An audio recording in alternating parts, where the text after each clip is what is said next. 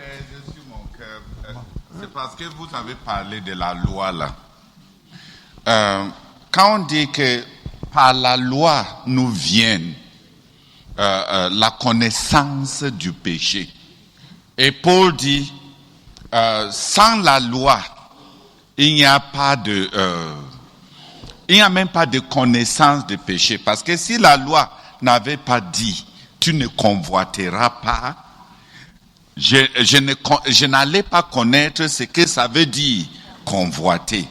Mais quand la loi a dit tu ne convoiteras pas, la loi, le péché s'est servi de la loi pour œuvrer à moi toutes sortes de convoitises.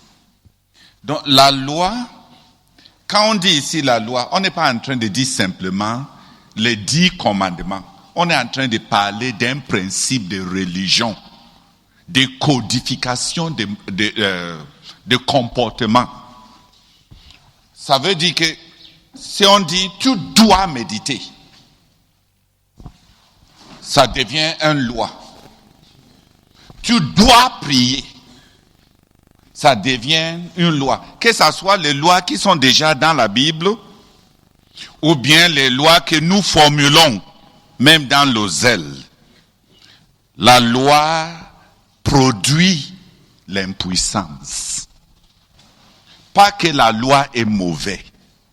Donc le principe là-bas, puisqu'on ne va pas revenir là-dessus encore, donc Paul a dit plutôt que Dieu a, quand Paul dit sans la loi, il n'y a pas de péché. Parce que si on dit aujourd'hui que tu es libre, si le Cameroun dit tu es libre de voyager et entrer en Centrafrique, tu n'as plus besoin de visa. Quand tu traverses la frontière sans un document d'identité, est-ce qu'on t'appelle criminel? Donc sans la loi, il n'y a pas de péché. Mais la dilemme qu'Alphonse est en train de dire, il n'a pas fini d'expliquer. C'est pour ça que je veux dire quelque chose. Il y a la loi de Dieu qui est bon. Et la loi n'a pas la puissance, ne donne pas la puissance pour observer la loi. La loi ne donne pas la puissance. La loi est bonne, mais la loi est impuissante. Donc pour vaincre la loi, qui est bon dans le croyant, qui connaît la loi, qu'est-ce que Jésus donne? Jésus donne dedans une puissance par la vie, par sa vie, en nous donnant une autre loi qui vaincre l'autre loi. C'est-à-dire que ce qu'on ne peut pas faire à cause d'un commandement, on peut faire parce qu'il y a une vie nouvelle qui nous habite.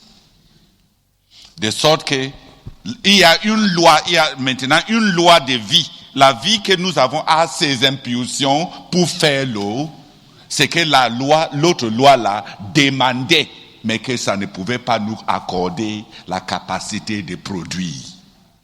C'est ça la différence entre la religion et recevoir Jésus. Surtout pour ceux qui vont à l'église. Je dis ça encore. La loi, Dieu nous a donné la loi. La loi est bonne. Qui a compris? Le problème avec la loi, c'est que même pour celui qui veut obéir à la loi ne donne pas la puissance, la capacité, la force pour pouvoir garder la loi. Donc la loi est bonne. Avec ma tête, je sais que la loi est bonne. Il faut aimer son voisin comme soi-même est bon. L'égoïsme est mauvais, c'est vrai. Mais quand ton voisin traverse la frontière pour balayer la cour et jeter les ordures de ton côté, c'est toute une autre assiette. Tu connais qu'il faut aimer ton voisin comme toi-même. Si c'était toi, tu t'attendrais à ce que s'il a la possibilité d'enlever les ordures là, qu'il enlève et qu'il jette. Alors, maintenant, pour que tu puisses faire ça. Donc Paul dit, qu'est-ce que Dieu a fait maintenant pour le croyant? Pour le croyant, Dieu a envoyé le Seigneur Jésus-Christ pour habiter en lui. Et le Saint-Esprit pour habiter en lui, produisant en lui une nouvelle vie, qui est une loi. C'est pour ça que dans Romains 8, l'apôtre dit, mais maintenant, la loi de la vie, de l'Esprit de Dieu qui est en nous, nous a donné la capacité de vivre, de remplir les exigences de la loi sans vivre sous ces exigences. C'est-à-dire que nous avons ce que les autres, Dieu demandait aux autres, de faire par contrainte extérieure. Nous, on a la capacité de le faire par un principe intérieur, parce que c'est notre vie qui bouillonne à partir de l'intérieur, parce que l'Esprit de Dieu nous habite. Donc on ne se dit pas je dois méditer, mais il y a la fin de Dieu en nous qui veut méditer. Donc on a quelque chose maintenant en nous, à travers la vie de Dieu qui est entré en nous, qui remplit tout ce que la loi exigeait, mais que la loi ne pouvait pas accorder la capacité de faire. Maintenant, pour avoir reçu Jésus et être plein de son Saint-Esprit, il y a une vie. La vie de Dieu entre maintenant en nous. Et cette vie veut faire ce que la loi exigeait. Qui a compris? On a maintenant en nous une vie qui veut faire ce que la loi ne faisait qu'exiger autrement. Donc avant, tu ne vas pas commettre l'adultère. Maintenant, on déshabille une femme et tu n'as pas envie de le faire parce que tu as une relation avec Dieu qui va se casser. Tu ne veux pas. Pas que tu ne connais pas. Tu ne veux pas. Il y a une vie, une autre vie qui t'habite. Tant que cette vie est pleine en toi, vivre, obéir à Dieu n'est pas un problème. Vivre la vie normale que la loi exigeait n'est pas un problème parce que c'est un principe à partir de l'intérieur, de toi. Qui a compris? Donc il y a la loi qui est bonne, mais la simple loi comme une contrainte extérieure, une exigence que Dieu fait de façon externe, n'est pas accompagnée par la puissance. Donc la loi ne peut apporter que le tourment. Parce que on est tourmenté parce qu'on sait que ce qu'on a dit est bon, mais on se trouve dans l'incapacité de pouvoir le faire. Le pouvoir n'est pas là. Mais quand on reçoit Jésus, et à cause de son esprit qui habite en nous, le vouloir entre en nous, et on fait maintenant au-delà de ce que la loi a produit. Parce que l'amour de Dieu a été déversé dans notre cœur. Donc on n'est pas sous la loi et on a été affranchi de la loi par la loi de la vie, par le principe de la vie qui est maintenant en nous. Donc il y a une loi qui a vaincu l'autre loi. La loi de commandement a été vaincue par la loi de la vie en nous. Donc on reçoit la vie et on a maintenant une loi dedans qui est plus fort que la loi dehors. Mais quand ta relation avec le Seigneur dedans est faible et la vie en toi est faible parce que tu as rétrogradé ou bien tu n'es pas en train de nourrir la loi, Les lois extérieures, on se donne beaucoup de lois extérieures pour commencer à vivre au niveau de ce que la vie nous a propulsé à vivre normalement. Et que c'est là où le croyant qui a cru entre vraiment maintenant dans la misère. Il a détourné les yeux de ce Christ qu'il avait reçu. Au lieu de retourner dans la dépendance sur ce Christ qu'il a reçu par la communion, il s'impose à nouveau des lois. Ayant oublié qu'avec les autres lois qu'il connaissait avant, il n'avait pas pu. Et il va réaliser que même maintenant, après avoir cru, la loi est toujours plus puissante que sa volonté. Toute loi est plus puissante que la volonté. Mais la vie est toujours plus puissante que, plus puissant que la loi. Qui a compris? C'est pour ça qu'il joue, ça c'est un petit résumé. C'est toute une doctrine qu'on devait enseigner, comme tu es en train d'enseigner ici là. De façon systématique, on accompagne les gens à connaître la nature de la loi. Parce que la loi, c'est la révélation de ce qui plaît à Dieu. La loi, c'est une révélation de comment Dieu a créé l'homme pour que l'homme puisse fonctionner au meilleur de lui-même. C'est pour ça que la loi est bonne. La loi est bonne. La violation de la loi, c'est comme prendre un téléphone et manipuler ça contre la manière dont le fabricant a dit de manipuler. Ça ne va plus te servir.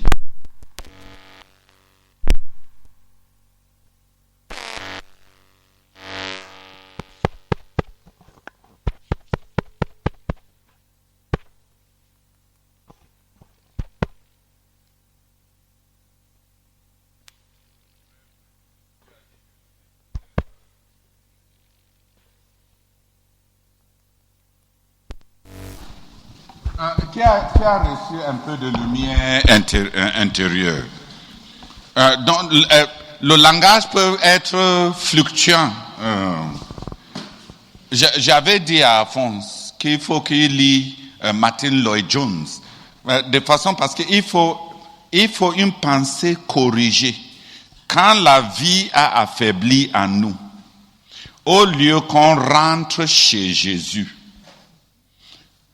qu'on avait reçu parce qu'on était à bout de nous-mêmes, sachant qu'on ne peut pas nous sauver nous-mêmes. Quand on trouve maintenant qu'on est faible, au lieu de tourner vers Jésus pour dire, Seigneur, à nouveau, j'ai davantage de connaissances. Et avec ces connaissances, je trouve davantage d'incapacité à moi. Je reçois de toi, toi qui es à moi. Sois à nouveau la vie dont j'ai besoin pour être ce que toi tu demandes. Ou bien ce qu'on nous a enseigné maintenant dans l'église. Au lieu de faire ça, dans ton cahier, tu dis, je me répands, je m'engage. Et dès que tu dis, je me répands et je m'engage, tu commences à nouveau la lutte avec la loi. Ça m'a pris longtemps. Henriette n'est pas ici. Tu es où? Henriette n'est pas ici. Comme Henriette est un bon religieux, ça m'a pris longtemps de l'aider par rapport à sa vie intérieure. Je lui ai dit, si tu trouves que tu es faible, tu n'arrives pas à faire ce que tu faisais avant. Tu n'es pas, entre guillemets, un bon disciple du frère ça comme toi tu veux être. Dès que tu te lèves, dis simplement au Seigneur, je m'excuse d'être si faible. Et tu remercies le Seigneur pour ce que tu as et tu t'appropries du Seigneur Jésus-Christ et tu fais ce que tu peux selon le principe de la joie. Mais si tu commences à trop faire ces culpabilisations-là, connaissant sa tête, elle va s'affaiblir devenir malade et s'est puni et commencer à faire des flagellations catholiques. Seulement que cette fois-ci, pas avec les verges, mais dans la pensée. Et ça va perdre davantage de temps, la culpabiliser davantage, et ça ne produit rien. Il y a un principe. Alphonse, tu as compris. Prends le temps. Je t'avais dit que quand on va en arriver, parce que c'est ce que les pasteurs, nos pasteurs n'ont pas pris la peine de comprendre ça pour aider les frères à entrer dans la vie de la victoire. Les choses qu'on est en train de dire là, la rencontre dynamique quotidienne avec Dieu et tous les autres. L'apôtre Pierre change le mot. Il dit exercez-vous à la piété. Donc pour l'apôtre Paul, si je n'ai pas eu ma méditation, selon l'apôtre Pierre, si je n'ai pas eu mes rencontres dynamiques, je n'ai pas péché. C'est comme quelqu'un qui veut aller faire le jogging pour être en bonne santé. S'il ne fait pas le jogging aujourd'hui, il n'a pas péché. Mais il veut faire le jogging pour être en bonne forme. Donc, rencontre dynamique, c'est les exercices à la piété. Quand tu t'exerces, tu vas garder la bonne mine spirituelle. Mais sans avoir fait à cause de la paresse. Répands-toi pour la paresse au lieu de commencer à transformer l'autre là à un autre commandement pour ajouter au 625 que tu n'avais pas pu garder. Non, qui a compris? Donc, au fur et à mesure, la Bible a dit même que la loi aide les enfants. Donc, quand on vient de croire, il faut que même les faiseurs de disciples utilisent beaucoup la loi. Tu ne dois pas, il faut. Mais quand les gens ont commencé à développer leur communion avec Dieu, on doit les laisser dans la liberté de la vie et la liberté de l'esprit. Pourvu que c'est l'esprit qu'ils sont en train de suivre. Et l'esprit ne veut pas dire les rêves qu'on a eus. L'esprit veut dire que pour avoir été conscient et développer la communion avec Dieu, ce qui était pour les autres des contraintes, c'est pour toi des envies. Qui a compris? Quand quelqu'un est à ce stade, la Bible dit, on ne châtie pas celui qui est sage.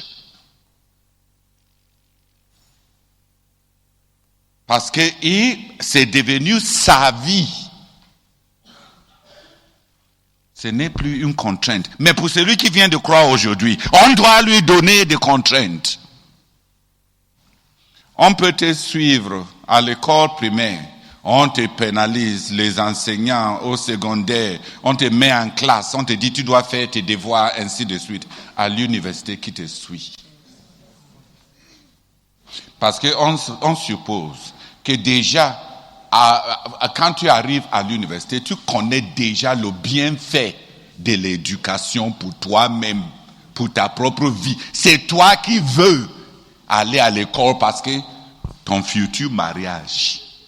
Maintenant, bien qu'on ne dit pas, il y a des CV pour le mariage. Au cas où on ne t'avait pas dit, ces jours-ci, il y a le CV.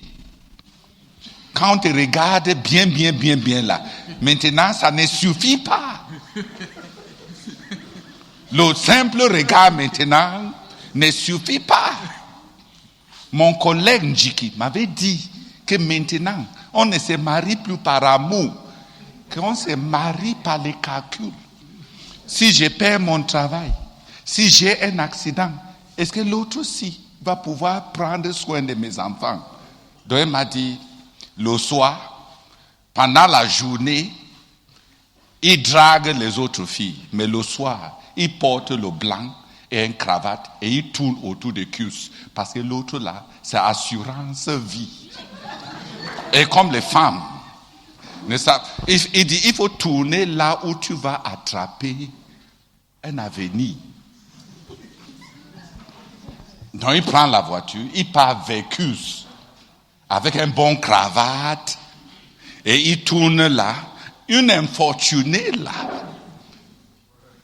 va toujours le voir. Qui a compris sa stratégie? Parce que je lui demandais s'il était amoureux d'une certaine fille au travail. Il m'a demandé si je pense qu'on a mis les ignames dans sa tête.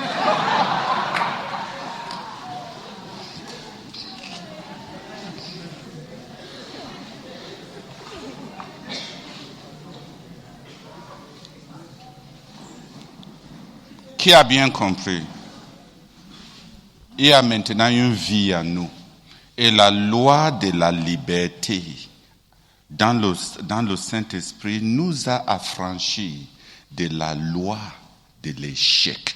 Parce que ce que la loi ne pouvait pas accomplir, parce qu'elle était impuissante, l'Esprit de Dieu et la vie de Dieu en nous a donné l'envie de faire.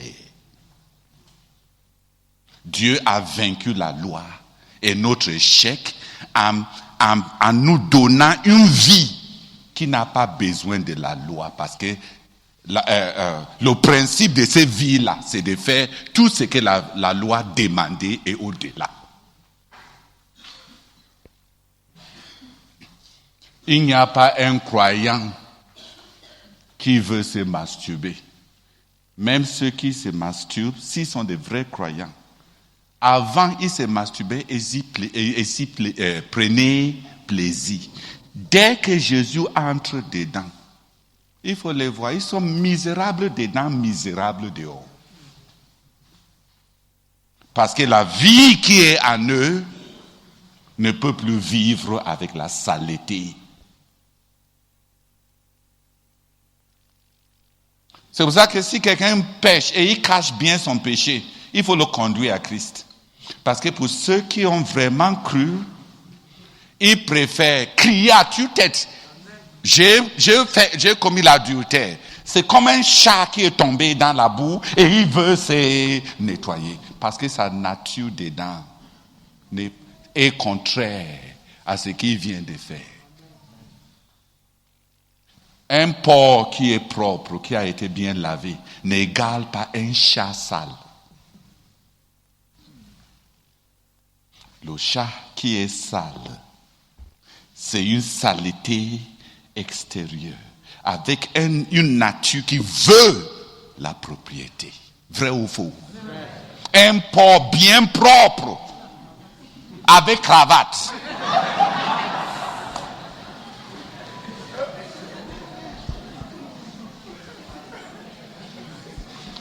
Est-ce qu'il est propre dedans? Donne-lui l'occasion. Tu vas voir là où il va arriver. On ne peut garder le porc propre qu'avec la chaîne. Avec une chaîne. Ces cordes-là, c'est ce qu'on appelle la loi. Pour garder les gens par l'extérieur propre. Tu n'as pas besoin d'attacher le chat. Pour amener le porc dans ton lit, vraiment, tu vas le laver pour 3 semaines. Et après ça, l'attacher. Et le tirer. Et il ne va pas durer là-dedans. Veille à ce que tu ne tombes pas endormi. Ou bien si tu endormes, que tu es déjà attaché. Est-ce que tu as besoin d'inviter le chat? C'est lui qui cherche ton lit, n'est-ce pas? Il veut la communion. Être né de nouveau, c'est que Dieu nous a enlevé la nature d'un porc et nous a donné le cœur d'un chat. On veut Dieu. On veut Dieu. Mais si tu demandes, est-ce que le chat ne peut jamais se salir? Évidemment, les chats se salissent. Un chat peut se salir, mais le chat n'est pas sale.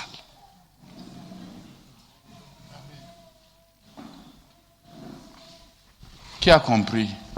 Une vie intérieure nous a affranchis. Même après avoir dit ça, je n'ai même pas fait justice. Mais si vous comprenez la simple différence, que la loi était quelque chose de bon qui nous révèle la nature de Dieu et le cœur de Dieu et notre meilleur, notre fonctionnement, ce qui convient pour nous en tant que des êtres que Dieu a créés pour être le meilleur de nous-mêmes. Là, vous comprenez que la loi est bon. La loi, ce n'est pas pour freiner quelque chose de meilleur. La loi, c'est la manière dont on a été fabriqué pour être au meilleur. La loi est bon. Mais la loi ne donne pas la puissance. Christ, en entrant dans notre vie, nous a donné le pouvoir de devenir les enfants de Dieu. C'est un principe d'une vie qui est entré en nous. Ça, c'est la différence entre nous et les religieux. Les religieux et nous avons la même connaissance. Mais les religieux et nous n'avons pas la même puissance.